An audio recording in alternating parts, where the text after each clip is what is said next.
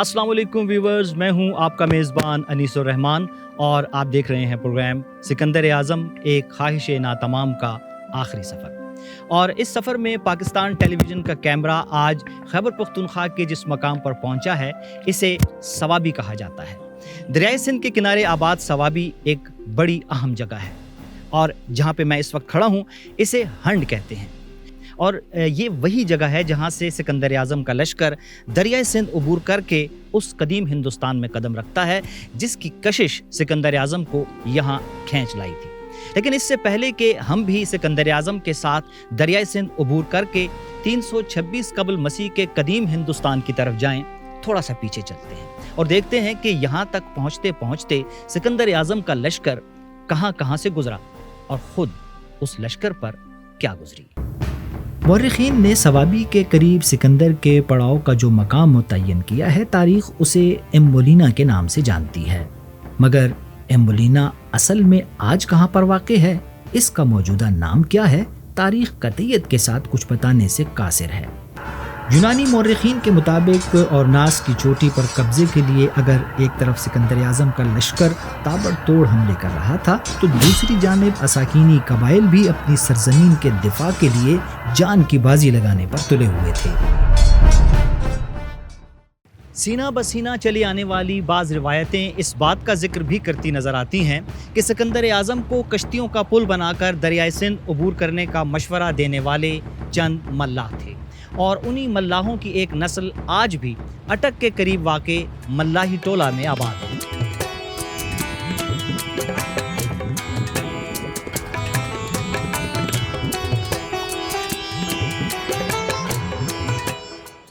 मल्लाही टोला के इन मकीनों का जहां सिकंदर आज़म से एक ताल्लुक़ बयान किया जाता है, वहीं ये लोग मुग़ल बादशाह जलालुद्दीन मोहम्मद अकबर से भी अपनी एक निस्बत बयान करते नज़र आते हैं।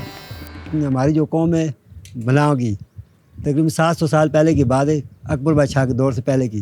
अकबर बादशाह आया था, उन्होंने किला बनाया था और हमारे गांव को भी बात किया था। वो यहाँ से जब उन्होंने एक दरिया पार किया, दरिया पार करके सामने वाले इलाके का नाम खैराबाद रख दिया था। अहद रफ्ता से ताल्लुक़ रखने वाला ये किला आज अटक फोर्ट के नाम से जाना जाता है। मुग़लों के अलावा अंग्रेज़ों के अहद में भी ये एक दिफाई हिसार की हैसियत रखता था। मल्लाही टोला में ये मंदिर उस तारीख़ का एक धुंधला सा अक्स है जो ज़बान हाल से माजी का किस्सा सुना रहा है।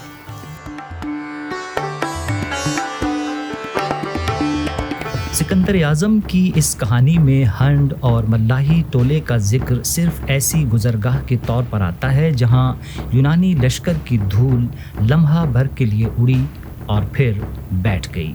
अलबत्ता सिकंदर के लिए असल हिंदुस्तान तो दरियाए सिंध के मशरिक़ में आबाद कुदरती वसाइल से लबरेज़ वो सरज़मीन थी जिसकी कशिश उसे यूनान से यहाँ खींच लाई थी। दरियाए सिंध अबूर करने के बाद अब सिकंदर का लश्कर कुदरती वसाइल से माला माल कदीम हिंदुस्तान के उस देश की जानिब बढ़ रहा था जिसकी गोद में कई अजीमुश्शान तहजीबें परवान चढ़ीं। बुद्ध मत और गंधारा तहजीब के उरूज व ज़वाल की कहानी सुनाते उस शहर को आज टेक्सला कहते हैं। कदीम गंधारा का दारुल हुकूमत टेक्सला आज खित्ते पोठहार में दारुल हुकूमत की एक तहसील है जो वफाकी दारुल हुकूमत इस्लामाबाद के शुमाल मगरिब में तकरीबन 25 किलोमीटर के फासले पर मेन जीटी रोड पर वाक़ है। तारीख़ ने टेक्सला को कई नामों से पुकारा है। मसलन आर्याओं की मजहबी किताबों में इसका नाम कक्षा सिला दर्ज है। सर जॉन मार्शल के मुताबिक यही कक्षा सिला बाद में टेक्सला बन गया। और सराय खोला यहाँ पे इतना अरसा लंबा चला और उसके नाम का इतना स्ट्रॉन्ग इम्पैक्ट है कि आज तक जो लोकल लोग हैं ना टेक्सला के, टेक्सला को टेक्सला के बजाय सराई के नाम से जाते हैं। और सराई क्या है, सराई काला कहते हैं। और काला जो है वो सराय खोला जो इंडस का जो विलेज जो नाम था ना इंडस के विलेज का, वो अभी तक चलता आ रहा है।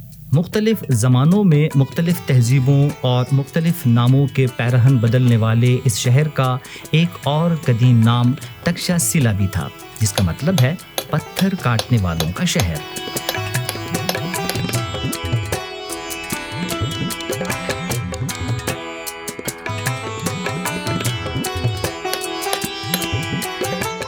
پتھروں کو خوبصورت وجود عطا کرنے والے اس شہر میں سنگ تراشی کی یہ روایت ہمیں ہزاروں سال پرانے اس ٹیکسلا میں لے جاتی ہے جب یہاں بدھ مت کی کوکھ سے اس گندھارا آرٹ نے جنم لیا، جس کا آغاز تو یونانیوں نے سکندر اعظم کی یاد کو زندہ رکھنے کے لیے کیا، مگر رفتہ رفتہ یہ فن بدھزم کا ترجمان بن کر رہ گیا۔ گندھارا اور بدھ مت کی ہزاروں سال پرانی تاریخ کو اپنے دامن میں سمیٹے ٹیکسلا شہر کی جغرافیائی تاریخ بھی بڑی اہمیت رکھتی ہے۔ آج کا ٹیکسلا خطہ پوٹھوہار کا ایک پہاڑی شہر ہے جو ہزاروں سال پہلے پانی کے ایک نالے کے قریب آباد ہوا۔ سکندر اعظم کے ساتھ آنے والے یونانی مورخین یہ کہتے ہیں کہ یہاں پر آباد لوگ آریائی نسل ہیں جو مختلف ادوار میں یہاں پر آئے اور پھر یہیں کے ہو گئے۔ سکندر اعظم 326 قبل مسیح میں جب دریائے سندھ عبور کر کے قدیم ہندوستان میں قدم رکھتا ہے تو مشرقی ہندوستان اس وقت چھوٹی چھوٹی ریاستوں اور راجدھانیوں میں بٹا ہوا تھا۔ ہندوستان کے اکثر علاقوں پر مگدھ خاندان کی حکمرانی تھی، تاہم مگدھ دیس کے علاوہ 326 قبل مسیح میں کچھ اور ریاستوں کا سراغ بھی ملتا ہے۔ مثلاً دریائے جہلم اور دریائے چناب کے میدانی علاقوں پر راجا پورس کی حکمرانی تھی، اور انہی دریاؤں کی مشرقی سمت میں سمبھوتی نے اپنی حکومت قائم کر رکھی تھی۔ اسی طرح ملتان میں ملوئی قبیلہ حکمران تھا اور کشمیر اور ہزارہ کے پہاڑی علاقوں پر راجا ابھیسر حکومت کرتا تھا، جبکہ ریاست گندھارا کی قدیم سلطنت کے شمالی اضلاع پر مشتمل ٹیکسلا کی سلطنت تھی جس کا حکمران راجا امبی تھا۔ راجا امبت کمار جو تھا نا، اس نے باقاعدہ پلان کیا تھا، اس نے باقاعدہ انوائٹ کیا تھا الیگزینڈر کو کہ آپ ادھر آئیں، کیونکہ اس کا اور چندر گپت موریہ کا جو ہے وہ تھوڑا سا کلیش تھا۔ تو جب سے یہ گروکل میں پڑھتے تھے، باقاعدہ یہ سامنے جو گروکل ہے آپ کے ٹیکسلا میوزیم کے سامنے اس کے ریمینز ملتے ہیں ہمیں، اس سے ہی ان کی انبن شروع ہو گئی نا امبت کمار اور چندر گپت موریہ کا۔ باجوڑ سے ہنڈ تک کی مہمات میں تو سکندر اعظم کا سفر مزاحمتوں کی ایسی خونچکاں کہانی ہے جس نے سکندر کو یہ احساس دلا دیا تھا کہ وہ جس سرزمین پر قدم رکھ چکا ہے اسے یہاں قدم قدم پر مزاحمت کا سامنا ہوگا۔ مگر دریائے سندھ کے مشرق میں آباد ٹیکسلا کا راجا امبی سکندر اعظم کے افغانستان سے روانہ ہونے سے پہلے ہی مفاہمانہ راہ اختیار کرنے کا فیصلہ کر چکا تھا، اور اب اس فیصلے پر عمل درآمد کا وقت آ گیا تھا۔ تو راجا امبی نے فوری طور پہ یہ فیصلہ کیا کہ وہ لڑائی نہیں کرے گا بلکہ اس کو مہمان کے طور پہ ریسیو کرے گا۔ تو فوری طور پہ اس نے اپنے گورنر کو بہت سارے تحائف دے کے، بھیڑ بکریاں اس قسم کے جانور دے کے تو بھیجا دریائے انڈس کے ہنڈ کے مقام پہ، کہ وہ پہلے کراسنگ جو تھی نا انڈس کی وہ ہنڈ تھی، تو ہنڈ سے جب وہ کراس کرنے لگا تو یہ تحفہ لے کے پہلے کھڑے تھے، کہنے لگے جی ہمارے بادشاہ نے آپ کو یعنی یہ تحائف بھیجے، ہم آپ سے کوئی جنگ نہیں کرتے، آپ ہمارے مہمان ہیں، آپ آئیں۔ مورخین کے مطابق سکندر اعظم کا ٹیکسلا میں جس مقام پر استقبال ہوا اسے بھیرمنڈ کہتے ہیں، جس کے آثار آج بھی ٹیکسلا میوزیم کے قریب موجود ہیں۔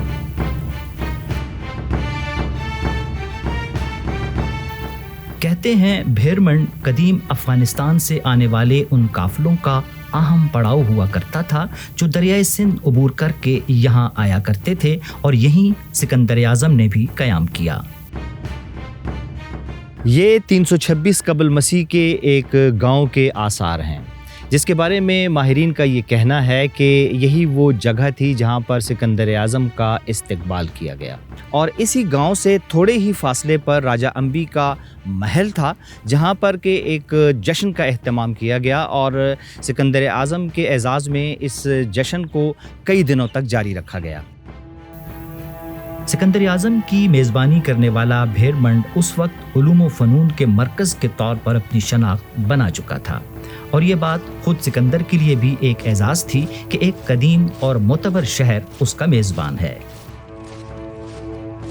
میرے دائیں اور بائیں آپ کو جو آثار دکھائی دے رہے ہیں یہ راجا امبی کے محل کے آثار ہیں، اور یہ جو درمیان میں خالی جگہ نظر آ رہی ہے اس کے بارے میں ماہرین کی یہ رائے ہے کہ شاید یہی وہ ہال تھا جہاں پر راجا امبی نے سکندر اعظم کے اعزاز میں جشن کا اہتمام کیا۔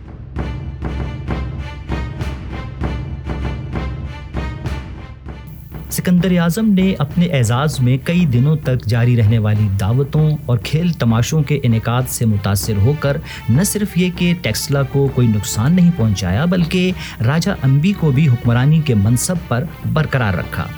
तो क्या सिकंदर आज़म से मुकाबले के बजाय वफाहिमाना रवैया सिर्फ अपना तख्त बचाने के लिए था, या इसे राजा अम्बी की सियासी हिकमत अमली कहेंगे? राजा अम्बी की जो रियासत थी ना, it was between the two reverse which is river Indus and river Jhelum, and beyond that it was the यानी ये जो सल्तनत थी या राजधानी थी वो राजा पोरस की थी, जिसका कैपिटल जो था वो टेक्सला था, जहाँ पे राजा अम्बी बेस था। राजा अम्बी ने सिकंदर आज़म की तरफ दोस्ती का हाथ राजा पोरस की दुश्मनी में बढ़ाया, या फिर मगध देश को आंखें दिखाने के लिए? वजह चाहे कोई भी हो, उसने सिकंदर के खिलाफ मुजाहिमत से गुरेज करके अपनी सल्तनत को तो बचा लिया, मगर उसका ये तर्ज अमल तारीख में एक ना खत्म होने वाली बहस जरूर बन गया है। राजा अम्बी की गैर मशरूत अतात की वजूहात चाहे कुछ भी रही हों, इस हकीकत से इनकार नहीं किया जा सकता कि राजा अम्बी की सूरत में सिकंदर आज़म को अब एक काबिल भरोसा हलीफ मयस्सर आ गया था। यूनानी मौरखीन के मुताबिक राजा अम्बी की गैर मशरूत अतात के बाद टेक्सला में सिकंदर आज़म का क़याम बहुत मुख्तसर रहा, लेकिन सिकंदर के जाने के बाद इस शहर में तुलू होने वाले मुख्तलिफ ज़मानों ने यहाँ यूनानी तहजीब व तमद्दुन को बड़ी तेज़ी से परवान चढ़ते देखा। अलेक्जेंडर के जाने के बाद 100 साल ग्रीक बकायदा यहाँ पे हुक्मरान रहे हैं। उसके जो सिलूकस था और दूसरे उसके जो जनरल्स हैं, उनकी हुकूमत रही है बकायदा यहाँ पे टेक्सला में। जिस दौर में सिक्के छापते रहे हैं, वो जो ग्रीक को बैक्टेरियन पीरियड है, फिर पार्थियन के साथ, फिर सीथियन के साथ, ये सारे बेसिकली पार्थियन जो थे वो came from Parthia, central southern Russia, ये भी ग्रीक आर्ट को ही प्रमोट करते थे। टेक्सला म्यूजियम में मौजूद ये Indo Bactrian Greek coin Sikandar आज़म के यहाँ से जाने के बाद मुख्तलिफ अदवार में उसकी याद में जारी किए गए। 190 कबल मसीह में जब बाख्तरी यूनानियों ने वादी काबुल, पंजाब और सिंध के इलाके फतह करके टेक्सला को दारुल हुकूमत बनाया, तो शहर के शुमाल मशरिक में एक नया शहर भी आबाद किया जिसे सरकब कहा जाता है।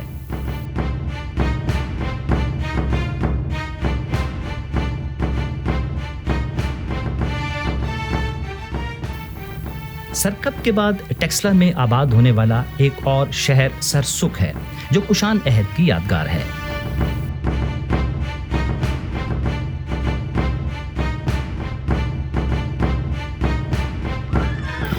455 ईस्वी में जब व्हाइट हुन्स टेक्सला को तख्तो ताराज करते हैं, तो न सिर्फ ये कि टेक्सला की कई कदीम बस्तियों के नामो निशान तक मिट जाते हैं, बल्कि इस शहर में गंधारा तहजीब और बुद्धिज़्म भी एक जीती जागती हकीकत की बजाय एक अफसाना बनकर रह जाते हैं।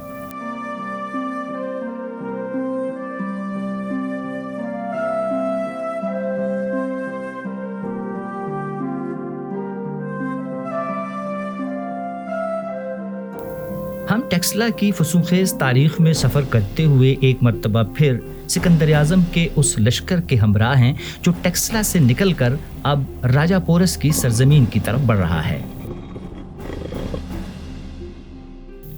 टेक्सला से तकरीबन 10 किलोमीटर के फासले पर मौजूद इन कुशादा सड़कों पर सफ़र करते हुए नज़र अचानक अलेक्जेंडर रोड के साइन बोर्ड पर पड़ जाए तो वक्त जैसे थम सा जाता है, क्योंकि ये रास्ता एक मर्तबा फिर हमें हज़ारों साल पीछे ले जाता है जब सिकंदर आज़म का लश्कर यहाँ से गुजरा था।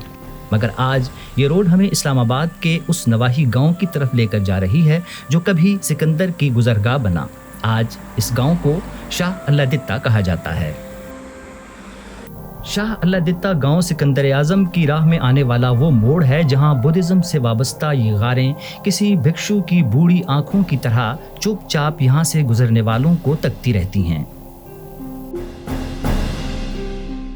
शाह अल्लादित्ता गांव के करीब मौजूद इन बुद्धिस्ट केव्स की उम्र तकरीबन 2000 साल बताई जाती है। इन केव्स को एक लंबे अरसे तक बुद्ध बख्शुओं ने आबाद रखा और इनकी दीवारों पर बड़े खूबसूरत नक्शो निगार भी बनाए। اور تھوڑا سا غور کرنے پر وہ نقش و نگار آج بھی نظر آ جاتے ہیں. آئیے میں آپ کو دکھاتا ہوں.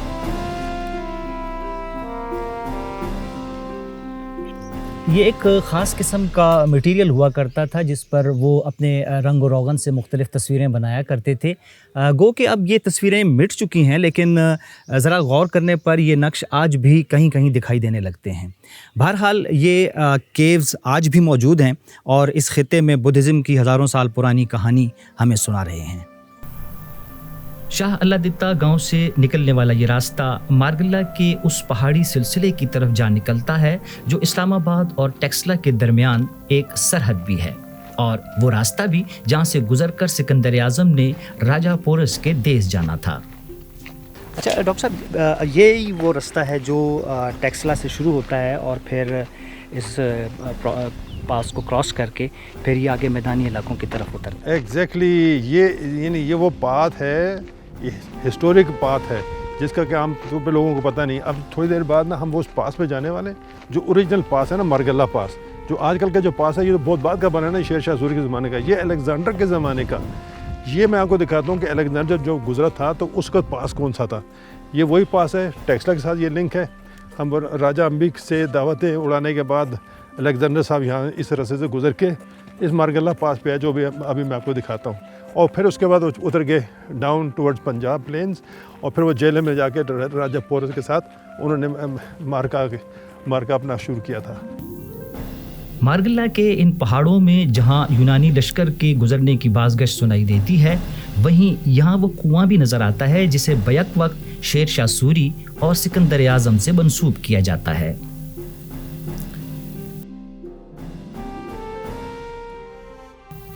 تاریخ کے صفحات پر درج واقعات کے حوالے سے مورخین کا اختلاف ان تاریخی واقعات کے نئے پہلوؤں کو سامنے لاتا ہے، اور یہی کچھ گندھارا اور وادی سندھ کی سرزمین پر سکندر اعظم کے اس آخری سفر کی کہانی کے ساتھ بھی ہو رہا ہے، کیونکہ یونانیوں کے توسط سے ہم تک پہنچنے والی اس داستان کے کئی واقعات بے شمار سوالوں کو جنم دیتے ہیں، اور ان سوالوں کے جواب ایک نئی تاریخ بن کر تحقیق و جستجو کے نئے دروازے کھولتے ہیں، اور یوں تاریخ عہد بہ عہد اپنا سفر جاری رکھتی ہے.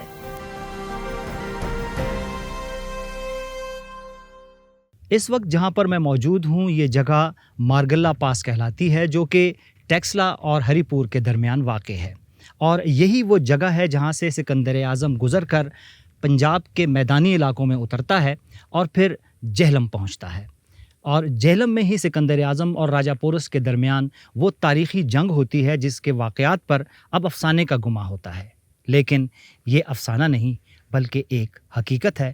اور اس حقیقت کے بارے میں جانیے ہمارے پروگرام کے اگلے ایپیسوڈ میں. دیکھتے رہیے سکندر اعظم ایک خواہش ناتمام کا آخری سفر.